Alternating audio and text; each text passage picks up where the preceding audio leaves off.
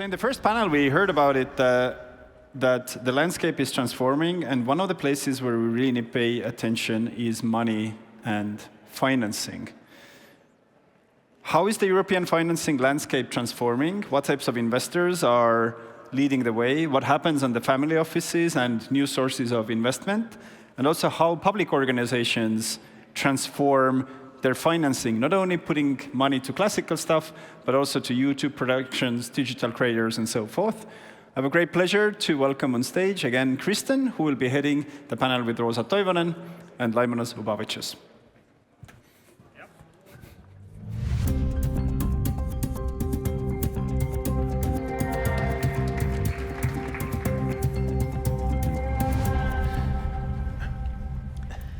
Thank you so much for setting us up there, Stan. Yes, we've been hearing now about new business models, the power of industry collaboration, both of which are essential for the future of the industry, but it is still money and finance that makes the world go around. So where is the money? We have a wonderful panel here to discuss this with us, discuss the roles of investors, to discuss the roles of funders, clicker here for you, Laimonas, and to look at the future of funding. We have with us Laimonas Ubavičius, I hope I said that correctly, CEO of the Lithuanian Film Center. You're the main film funding body in Lithuania that you support the national film industry, various different ways, grants, education, creators, development. I'll let you tell us a little bit more about that. And we have Roosa Toivonen. Beg your pardon, fund manager. Good job. Well, yes, well my Nordic languages. Roosa, you've got more than 30 years of experience. So you're a producer, director in Europe, in LA. You run the Finnish Film Affair, and you have this wonderful balance of both the creative and the finance as well. For 3 years, you were co-manager at the head of International for Finnish Impact Film Fund, and now you are investing for Fireframe Studios. So two wonderful minds on stage. Let's get into it. Now, what I'd like to do is to look at some examples of successful funding tools, incentive schemes that you've seen, and we can just start by looking at what is it that's working, how is it working, and what is the impact that it's had. And Laimonas, I think you've got an example that you've brought some slides to share with us as well. So do you want to just quickly talk us through the example you want to share? Yeah, thank you, Kristen. The example probably I will provide to you it's something unusual what we have heard from a previous panel that we have not to call maybe the war of the tax incentives within Europe, but the example of Lithuania is probably the way to have a tax incentive which is a little bit different from all of that, which brings and targets, I would say, the industry in general, apart from the other instruments we are running at the same time, and which has different goals. And the tax incentive, it allows, for everyone who is planning to create and to produce a film in Lithuania to come and benefit from this tax incentive.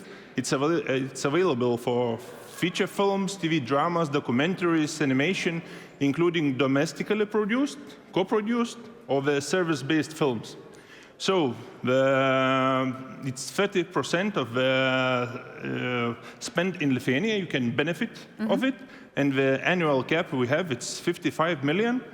And the success is probably on a small bureaucracy and on a flexibility of this, because it operates as a, I would call, tax shelter, not with some allocated amount money which is needed to have, at the every year planning from a budget.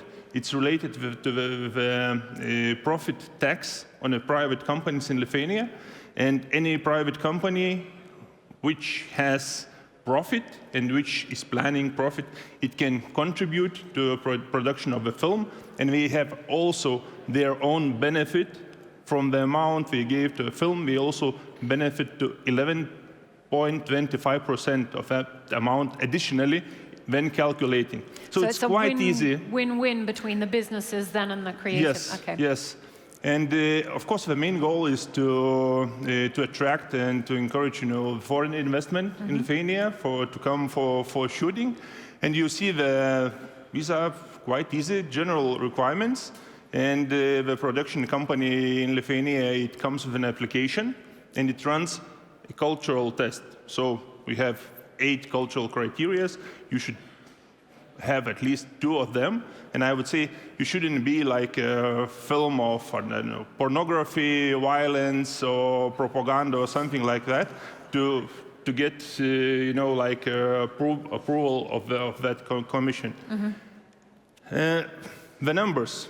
The tax incentive is running since 2014, and in total we have already, these are the numbers till the beginning of this year. So it was 472 productions benefited, and the total amount they got, it was 89.7 million euros for the film production in Lithuania.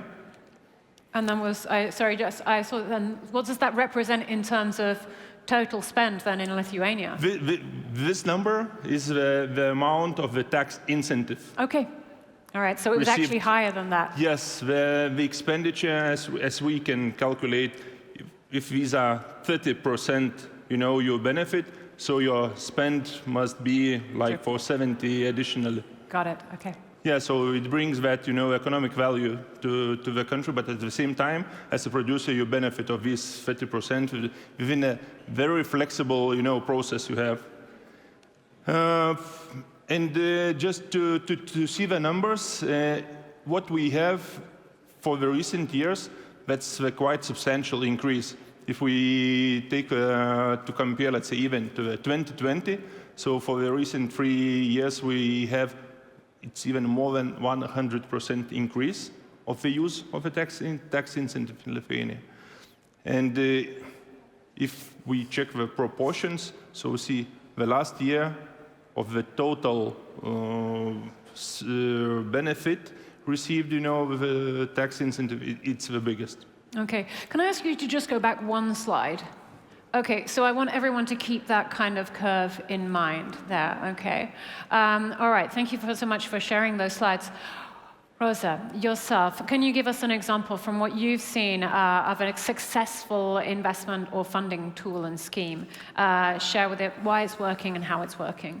Definitely, and I wanted to comment something on this interesting fact as well. So I think that at the moment, the statistics that are still a couple of years old, because the European Audiovisual Observatory is sort of coming up with the data a little bit later, but it is now that the private the sort of public subsidies account around a fourth of the median budget of European films, and the tax the production incentives about 17%. And actually what we see at the moment is that the subsidies are sort of dwindling a little bit, but at the same time the production incentives are going up. So they're sort of offsetting that problem for the producers.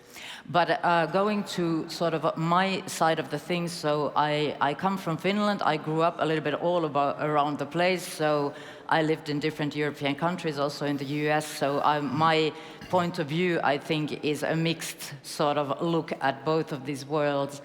And for me, at the moment, we live in a time of great disruption, also great opportunity that comes to financing and also to European economic area competing in the audiovisual industry.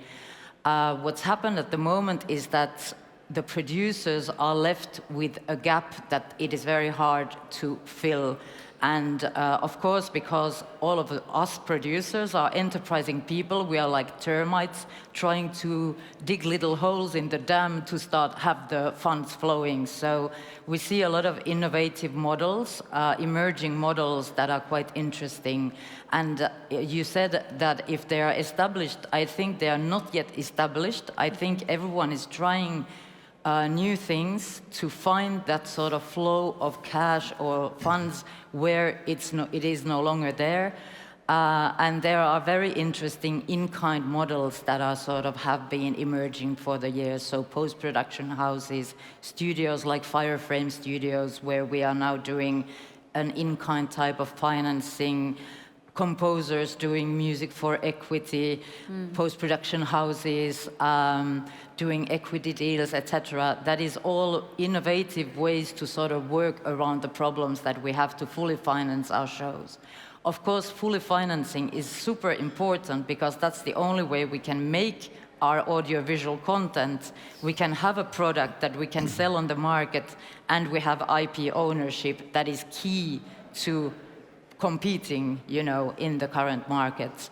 Another example I want to mention is the Finnish Impact Film Fund. I used to be a fund manager with a colleague there, and I think that was an interesting innovative little point that that this manifests. So we found cultural foundations and institutions that their raison d'être is actually to give out grants to artists. However, to do that, to keep the money flowing, they are investing in normal things like technology or real estate or whatever.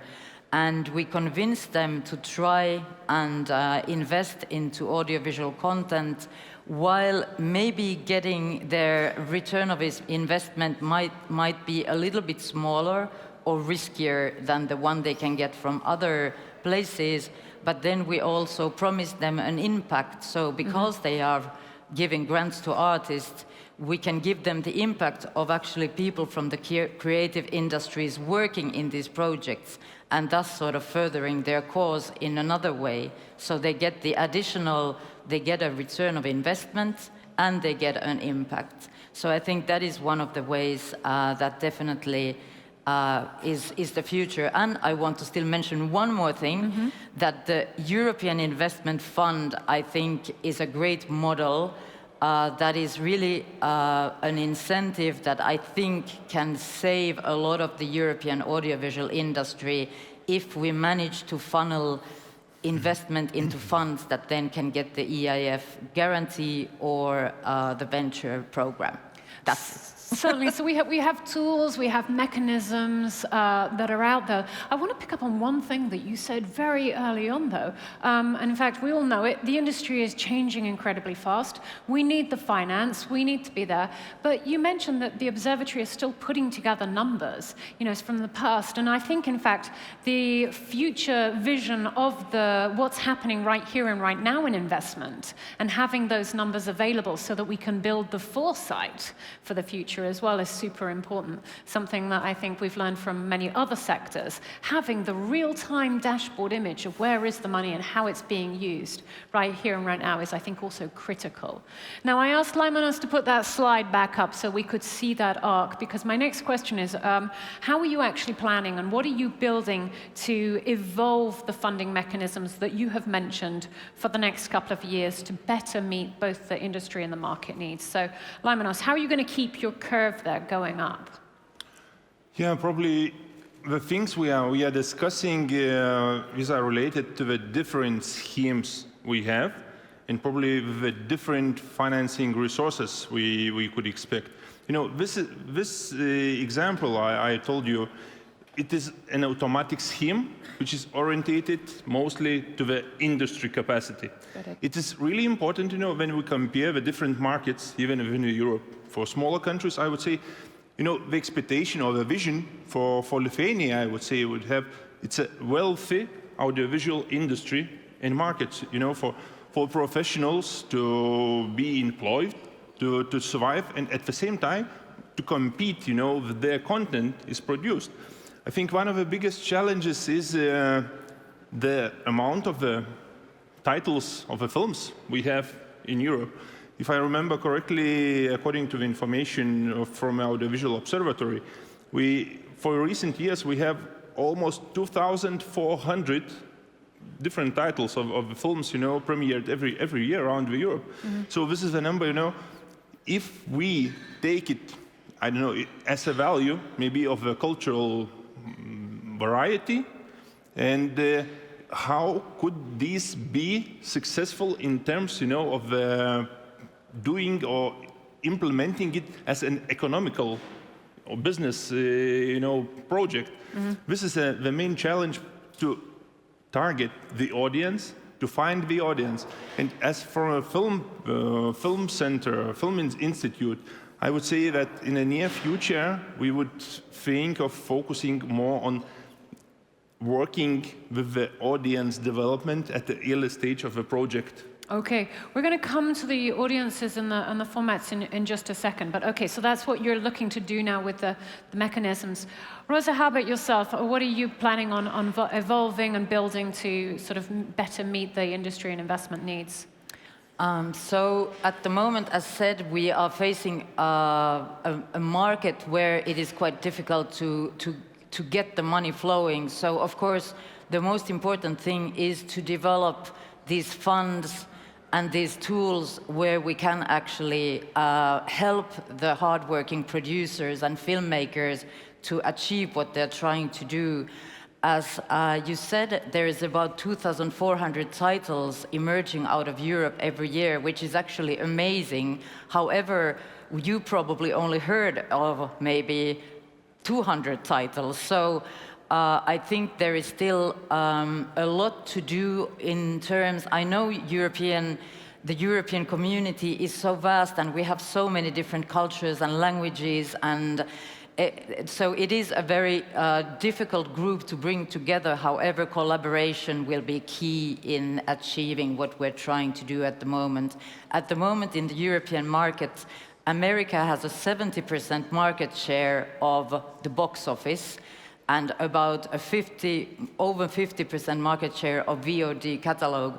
So it means that the US have managed somehow to, it is at the expense of European content that at the moment has a 26% market share. So we need to ramp up the European content market share in Europe to a bigger extent. And of course, this will need, I think, it will need a sort of pact between the filmmakers and the producers, the financiers, and the public policy to make this happen. Everyone will have to do a bit of compromise, but in the end, it has to be a win-win for everyone, for the investors, for the public funding, like the production incentives. It is clearly a win-win for the country when you get a big production, because you do get, for every euro spent, you get 6 to 7 euros back in all the different mechanisms of how you recoup in that. So I think all of those are very important, and that's, I think, what we'll aim to do. Okay, I want to ask you to just give me a quick sort of honest temperature check here, actually. Has the transforming and transformative role of investment, public and private, into the industry over the last couple of the years, do you believe that this has been beneficial to the industry? Many different types of transformation. The funding mechanisms that we've had there, have they created any sort of issues or imbalances, maybe? Laimonas, what's your take? Yeah, and I would say, the different instruments would be worth thinking within the different markets. Okay. As is in our case, I would say that we would still need to prioritize and to work on a co-production basis. It's like a closer cooperation with other countries to build the stronger projects, the sustainable financing for each of a project, and to have it probably bigger, to be able to develop better, to distribute it better, and also in different markets within Europe. And at the same time, what I have mentioned, it's a help maybe from our perspective as from a film center, film institute, is to think at the early stage of the audience, of developing the audience, to see where you could find that client, if we could use this term, even for film, who would, I don't know, if he would come to a cinema or he would watch your film, online. And I would say the situation is changing. the ways of distribution films is changing. What we see, for the last decade, and even within Film Center, we have changed. We have a small support instrument for the distribution of the films. So I think 2 years ago we introduced like a new possibility to help with the distribution only for platforms. Okay, it's so for online distribution. And again, I'm going to come to that in just a second, but we see these different mechanisms. You have the sort of automatic selection process as such that I believe your tax incentive favors as such, but then there's the more selective, culturally driven part as well, which is maybe is there an imbalance, something that we need to think about as we create these new future mechanisms as well. Roosa, quick temperature check from you. Do you believe that the transformative changes that the finances mechanisms that we've seen so far, have they been good for the industry? Or do we need to do something a little different? I think any form of funding is crucial at the moment, wherever you can get it, and also producers will get it wherever they can get it.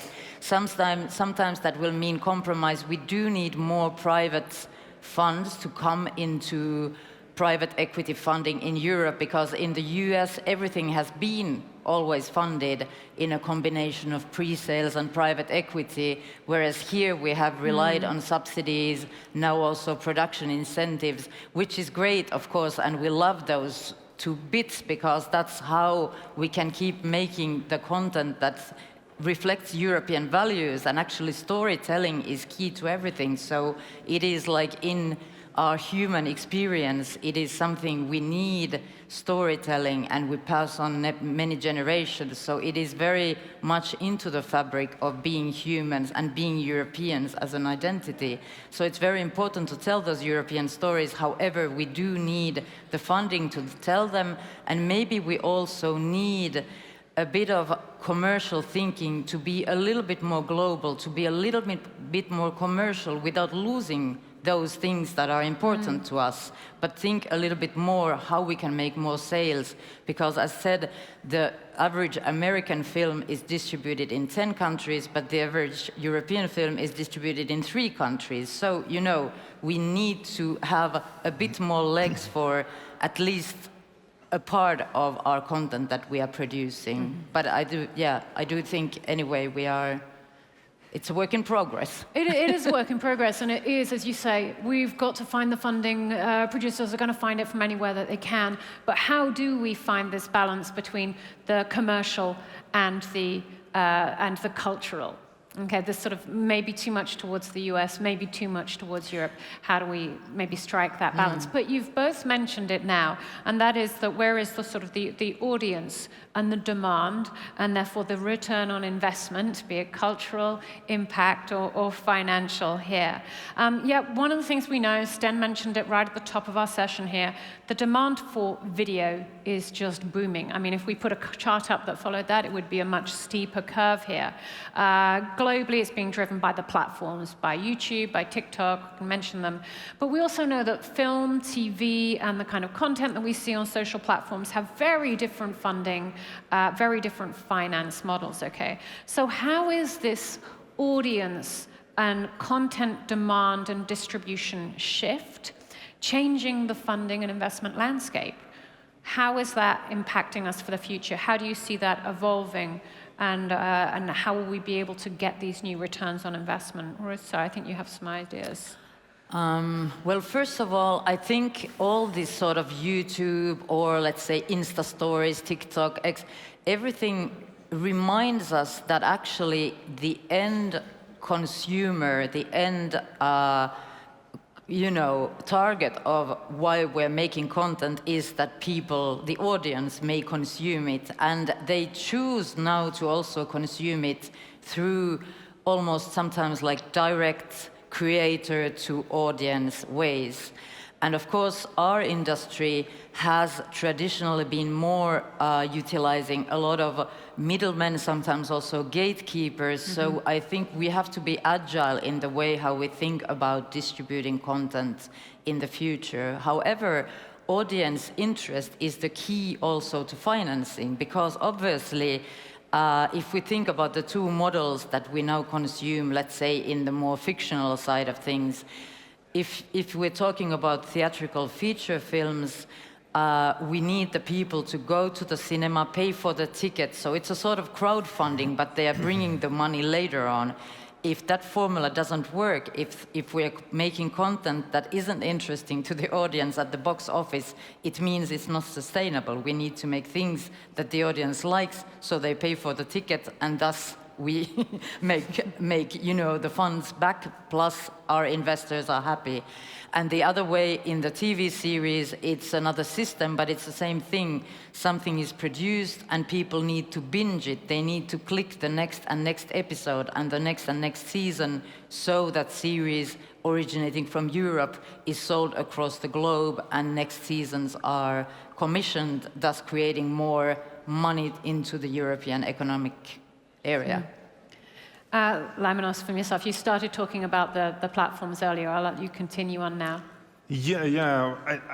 Maybe I will start with the challenge, what you mentioned previously, that right balance, here, let's say, providing this example about the automatic scheme, and in comparison, to other financing we have, like for best quality, for national films to be produced and created, which I would say it became a bit imbalanced in our case, because I afraid a little bit of going that forward and becoming maybe more only film service orientated. Going too far in the other direction. Yes, and we still, what we are discussing also, that we must think of the films which are based on our authors who keeps the IP.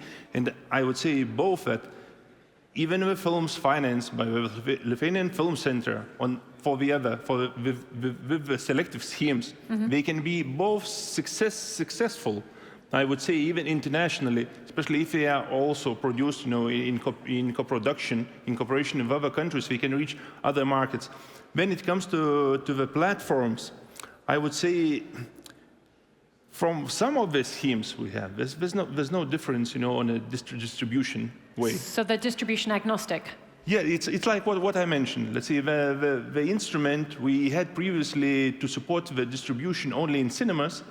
2 years ago we have changed it, and we also support the distribution, if you will come with a national film, to have it on a platform. The requirement is to have it accessible for the Lithuanian territory, for the Lithuanian audience, for at least 30 days. Okay. And we provide some small financing also to that. Okay. Now, the title of this panel is Where's the Money? Where's the future of money? I'm going to give you a statistic that it came at me actually from a totally different industry, but I think it's relevant for our panel and our audience here. There is a major wealth transfer coming in the world between generations. Sit tight for this number. $94 trillion are set to move from Generation X to Generation Z in the next 20 years. That's the transfer of the inheritance and the legacy funds there. What are the next generation, this generation that's going to inherit all that money, what are they looking for? What do they need the market to deliver? And what are the gaps? What do we need to do as an industry to be able to speak to that generation and to ensure that we can build a relationship that works with them and therefore access that funding? Roosa. Well, I think it will always boil down to the storytelling and the content good content will always be in demand, I think. Of course, what is relevant content to the next and the next generations is a big question, and we've already seen that linear TV is no longer being consumed by the, let's say, under 30 or under 25 crowd. They don't even have a TV, they don't know what it is. And even cinema going is very selective in the younger audience, so we already see big shifts in that, and that's why I also think that this kind of, YouTube and different kinds of social media models are still going to be very popular in the next years. Of course, AI will also come to bring us something new, maybe to disrupt a little bit old models, but we will have to be very agile to pivot our brain as content creators for what the audiences that are growing up what they need, what they want. And of course, as you said, as I said, that we need more private funds into the audiovisual business and the creative industries. And I say business here. Yep. I'm not saying I'm not talking about just cultural value. Our values are important, but we need to make it also commercial in order to be competitive. Family offices, these that are going to be driven by these Generation Z. They're the ones. And we need to educate them, of course, also the people who advise them about the mechanism of the audiovisual industry. I think storytelling will be important to them too. We don't know yet how exactly. And of course, telling stories has been a way to convey emotions, to convey information, to let people experience things that they don't experience in their actual life, to tell about the past, to tell about the future. So there is a lot there to love and exploit, but of course we need to find those lovers of the audiovisual content in the Generation X for that to work. We need to find them, or we need to breed them. And that means education. Laimonas, yes, I know that this is a point that you love. Education, go for it. Yeah, I would say in any way we shouldn't lose hope and the trust. Even our younger generation could still use and consume the content in the manner it was used, for many years ago. The cinemas, I would say, they still have good chances to survive. Mm-hmm. And the thing is, what we're discussing, that there's a growing demand for content. And I would think that the variety and maybe the diversification of the channels, of the accessibility, it will still be relevant, for anyone, for every individual. Maybe the state goal should be just to try also to keep this form, or to support this form for cinemas still to be alive, as still, I think, the main or the biggest projects and the films are produced. They are produced for a big screen. So people should still think of added value going to cinemas and to see, apart from the small screens, maybe especially the young generation, they are watching, they are losing the quality, they are losing other maybe technical effects, which you could, experience in a much better way when you are in cinema. So what I'm just going to try and recap this fascinating conversation, if I can. I mean, clearly there's a need for funding, but we need to strike this balance between the public and the, let's say, the European funds that are there. We need to strike this balance between the commercial and the cultural. We need to be aware of the fact that there's this generation wealth transfer coming up, and to determine then how we can also sort of educate ourselves to keep hold of that storytelling whilst going out there and creating the return on investment and the return on impact that we need. Education key. Thank you very much, Laimonas. Thank you very much, Roosa. It's been an absolute pleasure. I'm going to hand our stage now back to Sten, who's going to introduce our next speaker. Sten. Thank you. Thank you. Thank you.